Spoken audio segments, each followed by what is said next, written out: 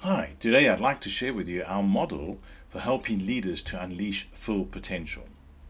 It starts by looking at the employees' expectations. Since COVID, so post COVID, we've seen a real change in employees' sort of attitudes and expectations. They have had time to reflect on their career during COVID and during the lockdowns to think, is this really something I want to be doing? There's been a lot of thought going into work life balance, mental well being, and all of those things. And so, one of the top expectations employees are having is to feel inspired, to work for an organization that is inspirational, that inspires them to feel that they are contributing something towards society and the greater good of man, and still taking into consideration some of the things like climate change and the impact that it's having on society. So they want to work for an organization that has clarity as to where they are going.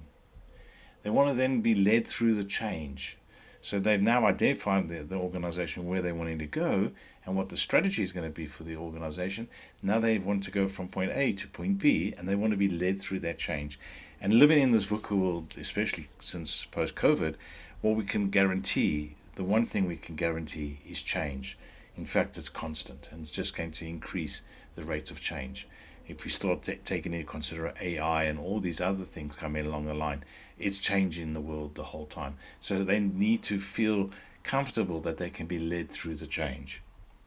They then want to be able to use their cognitive ability to think critically, problem solve. We're going from the vision, we're going to go through the change, and how we're going to now deliver the plan for getting to point B. They want to have trust.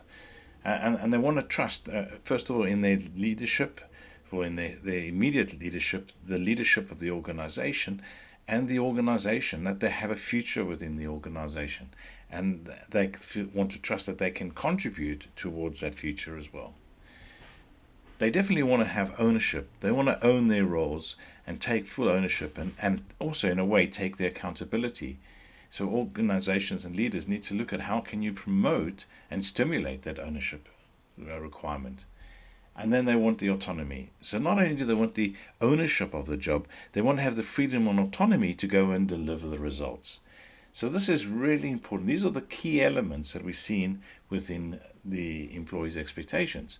So taking those elements, what have we created as far as our model is concerned? Well, we can immediately jump in and see that we go from inspiration to strategy. And in strategy, we actually look at exploring the possibilities, resolving the complexity, breaking down what the vision and the goals need to be, and then creating that vision. What is the opportunity that is out there for the organization?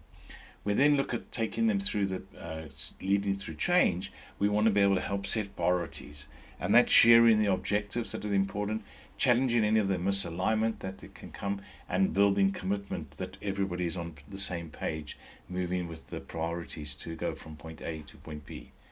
We can then see that they want to, in that thinking critically, cognitive space, they want to be problem solving, and that's devising the plan. So what we look at as the designing the systems. What are the systems that need to be in place in order for us to go from point A to point B? How do we apply the rules, and what are the rules that need to be applied? And we need to then also ensure that we have quality going forward, because this is really important. If you start taking shortcuts and diminish the quality, you run the risk of damaging the potential end results. We then look at taking that trust, and this is key, is trust is only formed through relationships. And so what we look at here is, how do people make connections? How do they express their feelings? Are we creating the right psychological safety for people to express their feelings? It's really key in today's world. And then when they're expressing their feelings, how do we go about resolving any potential conflict that comes as a result of that? We're then looking at taking it from ownership into a win-win. So in a win-win, what we want to be doing is looking at how do people collaborate with others and the team. How do they go about triggering the right action that needs to take place? And how do they support one another as they take this ownership in the win-win environment? And then last but not least, we start looking at the autonomy, and we're bigly looking at outcome focus. So as I said earlier on, they want to own the job, And the best way to do is to give them the ownership of the job and then hold them accountable by delivering the outcomes. So we look at how do we raise those ambitions, how do we measure the outcomes, and more importantly, how do they achieve the various goals. And for me, this is our 6 steps here, but we have another 2 additional steps, which are the glue.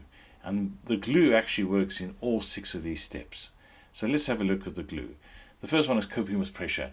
And while coping with pressure, they've got to provide hope for that the future will be positive. They need to be able to demonstrate resilience and manage the emotions. We spoke a lot about today about emotional intelligence and the need to manage those emotions.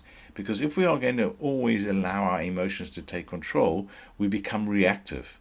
And if we can manage our emotions, we become reactive, or respond rather. So that's the key. So if we let our emotions rule us, we are reacting all the time. And if we can manage our emotions, we are in a position where we can respond rather than react.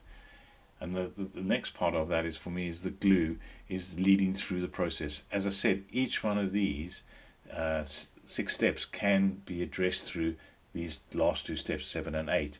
And if you think about leading through a process, that can be in the strategic side, it can be in the prioritizing side, it can be in devising the plan, or relationship building, or win-win, or holding people accountable. All of those 6 areas will at some stage have the need for these 2 glue elements. So in the leading through process, what we're looking at is how do we provide direction, how do we stimulate learning, and how do we adapt to making decisions. So that's an overview of our model. As a result of all that, we are able to then look at the leadership as a group.